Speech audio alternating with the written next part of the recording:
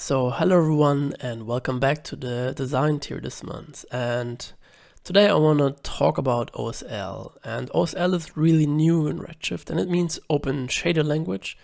And it means that some parts of the shader can be written by code, or actually like the whole shader. But for now, it is still in the very beginning of the development and not all features are supported.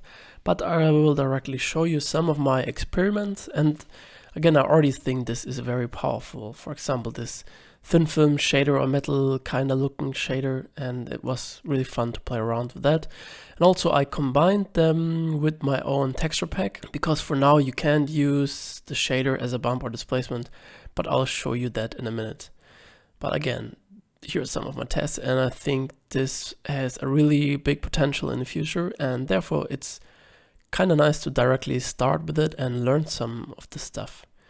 So nice, then let's directly start into Cinema 4D, and I already have my OSL file in here, and obviously we'll get the same file now, or I mean for downloading. And the cool thing is I already created a lot of OSL shaders, and I will leave them in the scene because everything is good with the legal part, because I only use my texture pack material, and I will collect everything and you can download them and you can use them, which is pretty nice. So let's have a quick look at, I don't know, one of these shaders, and that's how they look for now. But the interesting thing is this OSL part. Let's start from scratch and let's create a new Redshift material, and let's drag and drop that onto my OSL test. And just a quick heads up, also I have a geometry node here with 3 tessellations in the subdivisions, and I also have displacement on, and I don't use any screen space adaptivity for here. And the lights is like pretty basic. I'm using a dome light to fill everything with some light. Then I'm using some top light to give it a bit more from top, and then I'm having some rim light to have a little bit of a rim here. So pretty basic, and we talked about that several times before. That's not the topic today. I want to focus on to the OSL part. Nice. So then we are on the material, and then you can type in, like, press Shift C in here and also search for OSL shader, and that's the guy. So then the next thing you need to do is to go onto the side of Redshift, and Redshift has a link to this OSL shader page on GitHub, and there are some open to use code snippets which you can place into your shader, and we'll start from top to bottom.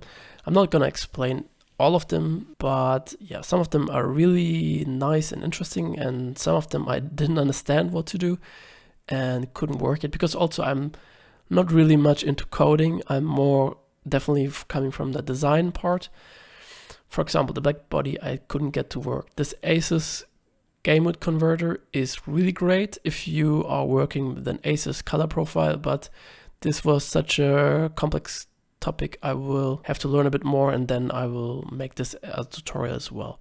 But the first one I used was the dots one, and I think that was super nice. So you can see an example of the JPEG here, and then again go down to the OSL file, and then you just need to copy the whole text. So I'll copy that, and then I'll go back into my cinema file and go here, delete the rest, paste the code which you just loaded, and then we need to click compile here at the bottom, and now everything's compiled, and then we got some parameters. So therefore I'm pressing now C to preview what I'm doing there. And again, what I like to do for now, I'll copy my camera, and I want to go a bit closer to the object so I can better see what I'm doing here, because the screen of the recording is a bit smaller than I usually work with.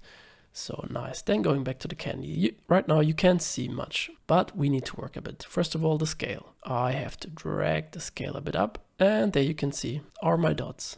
So I can get actually back in the normal camera, and that's super cool. I was always mixing like different noises together and try to clip them to be able to get these kind of dots, and with the radius you can easily make them smaller, or you can make the whole thing smaller. And I would say this kind of style is really typical for my rendering. I love to add this detail of, I don't know, dots or something, and if you can make it like very small, that's also super interesting. Then the shader already has the bump amount and bump shape as an output here, and you can click on the red box here, and there's already a bump output, but it doesn't work yet. I know that Redshift is working on that, and I hope very soon you can use the OSL shader as well for bump and for displacement. For now that doesn't work, so there's a lot of limitations, but yeah, in the future I think it's gonna be really powerful. But then about this candy thing, let's say you also want to put it into a color correction, and that works as usual. So you can just select this node, go to input, and then I press C to get this as an output. And now you can also work on the colors. You can shift the hue or the saturation or the gamma, make them bright or dark. Let's say I want desaturated dark dots, something like that. Nice, I like it. And the scale is not too big. Let's make them smaller and less. Yeah, something like that looks really nice. And now, for example, you can just select that, connect it to the diffuse, and put that to the output. And that is our first thing. And I would say this is already super nice and super interesting. Great potential here. And quickly to show you what I mean, if we go into the bump map and connect now the bump output from this candy node. Well, first of all, let's also put it in a ramp just to be extra sure we have everything correct. So if I press C to output now, you can see that we would have a nice bump map, and I'm connecting that to the bump texture input and that to the overall bump input. And now I'm selecting my whole material and pressing C to preview everything, but as you can see, there is no bump. Also, if I go to the camera, which is close, nothing. And that's sad, but I will change it. So therefore, to create my random OSL texture mixer pack materials, I opened my texture pack, which you could download a while ago, and I mixed everything randomly together, and that was really fun. So also the thing is, I already created UVs, so you can just throw everything on there. It's not perfect, but I mean, it's anyway only for learning purposes, because this month also anyway, we are not creating one artwork. I more want to give you more ideas how you can use these techniques to create something different. And I know that the super dots are really nice, but anyway, we already got dots in here, so let's try. So let's start a bit easy with a clean green metal, and I'm selecting all the maps which I created in the pack, and I'm drag and dropping them in here. Then what do I, first of all, I kind of need to have a bit more space. It's a bit small, everything in here. And nice. So then I'm creating a new material, and I'm creating a material blender, nice. And let's quickly hook everything up. So the material goes into my material blender, and the second material goes in there as well. And now I want to mix these two materials with my candy, and I already got the ramp. That's quite nice. So I'm using the ramp for the blend color, and I'm pressing C for this material. And also you can see now we got two materials. This material is, which one do we want to make the metal one? The small ones? The flakes? Yeah, let's say we want to make the flakes the metal. So I'll go for a preset for the flakes, and we will talk about this material later. So let's make us a bit more room, and these are the dots. So then we need the roughness, and let's see, the roughness, I wanna create a color layer, and the material is going to be my base material, but I also want to add the dots themselves as a roughness layer. So I will connect that to layer 1 color, and I'm pressing C to preview this thing.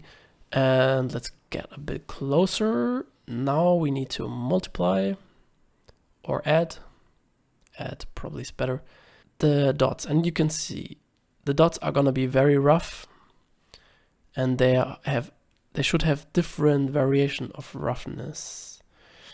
Perhaps 50% also. And let's see about the candy. Will it change? Ah, yeah.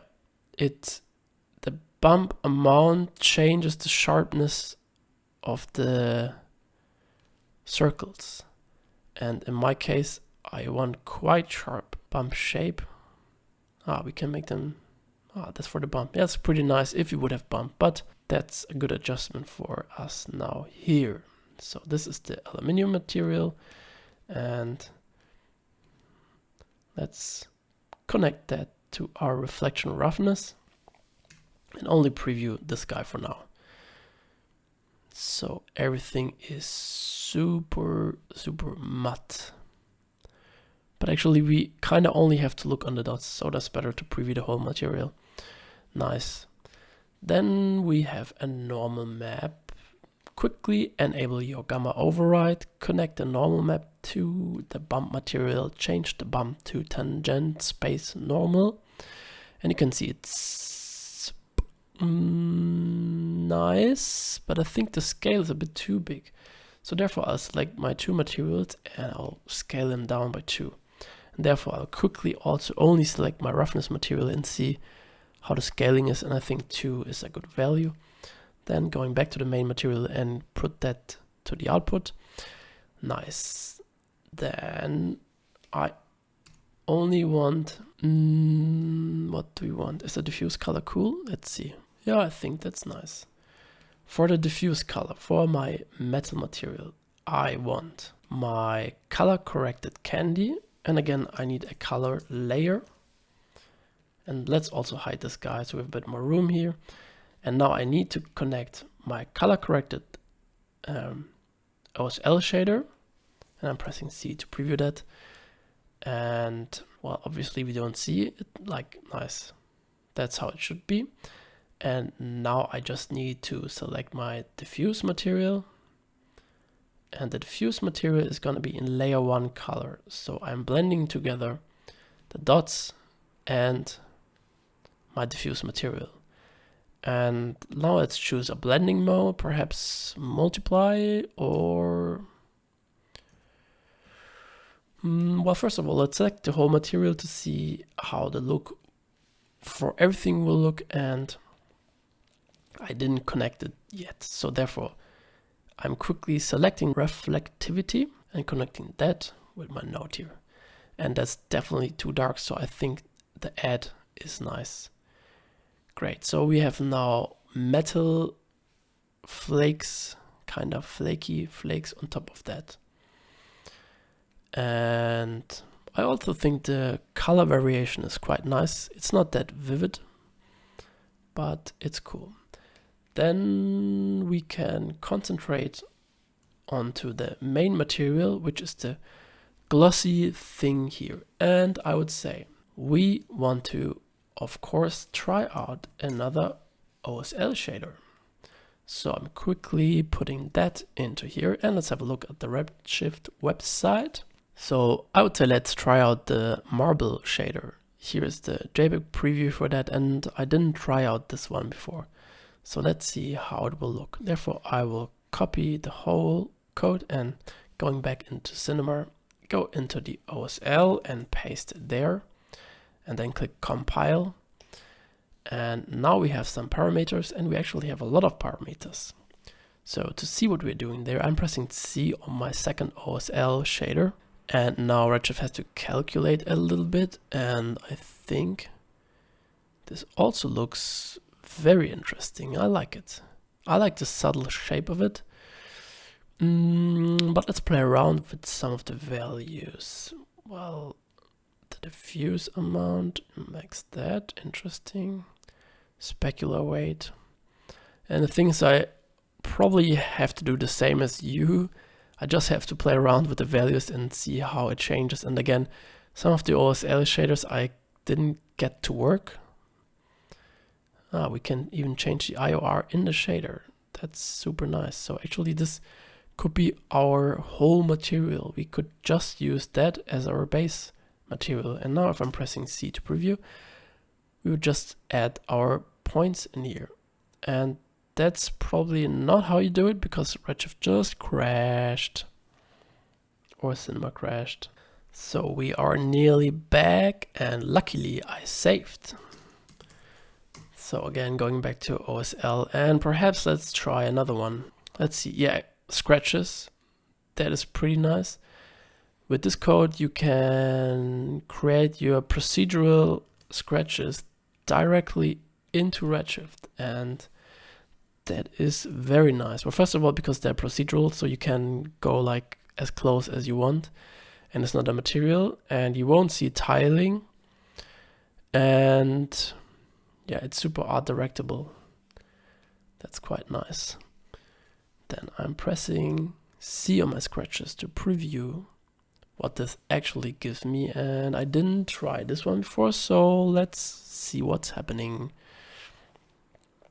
And that is very detailed and nice. Well, density, I think we can make it a bit less dense. Scale, something like 5 was already quite nice. Length, I'll drop it a bit down, and I keep it low here. Let's see the difference between hard scratch and not hard. I don't see any. The roughness, that's nice. So I think this whole thing can be quite matte. Minimum roughness, maximum roughness. There's a nice variation in there now. So that doesn't do anything for me. And we have a random seed. That's pretty nice. Cool, that is already nice. Then let's put that into our reflection roughness. And I think if the material is very dark, we see the scratches best. So going close, and now you can see a lot of these nice scratches. And yet again, it would be amazing to put that as well in bump, but we have to wait a bit. So let's say we are happy with that, but why not add another shader? And well, first of all, let's make it a bit more bright again and zoom out, and let's press save, because I don't know how Cinema or Redshift works if I'm combining like 3 or 4 different OSL things. And let's see, what I tried as well for this tutorial was turbulent color. And that is also pretty nice. And let's copy it. It's just actually just this little bit of code. Let's go back into my next shader, paste it there, compile it, go to parameters. Well, first of all, see to connect what we are doing there. And I remembered the scale was too big, so I will already drop the scale down, and it's still way too big. Too small, sorry. Nice. This looks super interesting, and I will definitely do something with that. Especially like you can animate the time. And that is very nice. So in this composition I only have 40 frames, but let's see something like that. And then I'm pressing play. And there's this really nice wave going on of colors. And let's play around with the values here. Nice, great, I would say nice. I guess I said nice quite often this tutorial, because I think, again, this OSL stuff has a huge potential on your shader work, and I think it can help you easily create something interesting. Okay, if I'm looking now at the rendering, somehow our dots are a bit kind of lost, I would say. What will we do with them? Perhaps if you go back to plastic. Okay, they're really dark. Why are they so dark? Let's check out the diffuse. Color goes from the color correction. Okay, we are actually really dark here. And let's make it really poppy and bright again. And for now I want less candy and smaller. Nice. Wow, this looks definitely like a crazy candy thingy. Usually I would say this is a bit too colorful for my style, though I love colors. But you can, for example, just put this guy into a ramp if you want to like reduce the colors to 2 colors.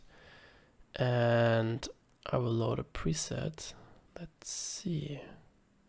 Or it doesn't work. Let's see if I go back to black. Well, actually, it doesn't work. You can't put that into ramp. Didn't know that. Let's see what happens if we put that into a color correction. And let's put that into a color correction. Press C to preview everything. And let's, oh yeah, the color correction works. So let's get rid of the ramp and put the color correction back into our diffuse color. And now everything to the output. And let's darken this guy a bit. And shift perhaps the hue. No, actually that doesn't do anything. Wow, contrast is going crazy. Actually, let's keep this one really bright. Nice. Then what we definitely would have to do is to get us some normals, and I'll go back into the close-up camera, and we are working on this guy, and therefore I will again go back into my texture pack and I will look something for painted. So I'll go into the organic dot red, and let's first of all copy ourselves the normal map and see what we got there. So I'm duplicating the bump map, which is already set to a normal map, then quickly put that into the overall input into the bump and see what we got there if we crank up the normal. And I think this can be even smaller because these areas look a bit big. Perhaps even smaller. Something like that works fine for me. And let's reduce the strength of the normal. And now we only have a little bit of imperfection in the glossiness of this material. And I think that is quite nice. Cool. Let's save this guy and work on another one from scratch, which I really also want to show you because I loved it a lot. So create a new one, and I will call this OSL02 because it's from the tutorial here, OSL02. And again, you can use all of them and play around and use them. So then I wanted aluminium, and what I want to do are these types of rendering, and they look really candy. So what we want to do is this iridescent shader, and therefore I'll quickly go to the iridescent one, and I'm copying the code. It's a bit longer here. And going back to cinema, quickly go into Redshift, type OSL, select OSL part, paste everything in there, compile, and then we have a lot of parameters. And let's press C to preview the shader. And to be honest, I also only played around with the values to find something which I liked. But let's see, for example, something like that. And thickness variation, yup, that was nice. IOR should be, well, actually, it is easier if we connect that to the preset of our aluminium. So first of all, I want to add code, and the code color is this guy. And I want to add a lot of code, 1. And I want to add transmittance as well. And I want to have more. Let's say 0.4. And the IOR of this material can also be not the material of the code. The IOR of the code can also go up. Then let's see. The thing is, I also don't know how to do that exactly properly. So therefore I'm just connecting everything together and see how it works. So then I want the metal tint as well. And now you can see the whole material is quite dark. But let's see how that's changed if I play around with the values here. So the IOR thin film, the IOR base surface, is nice to increase it a lot. And then let's see here. Now we have the IOR exterior is quite nice for me if I'll drop it below 1. And let's play around again with the values here. And ooh, there are some nice pinkish ones as well. Something like that. Then what we have to know is that we have a coat and a clear, like a rough material below it. And to emphasize the rough material below the coat, we definitely need something to emphasize that.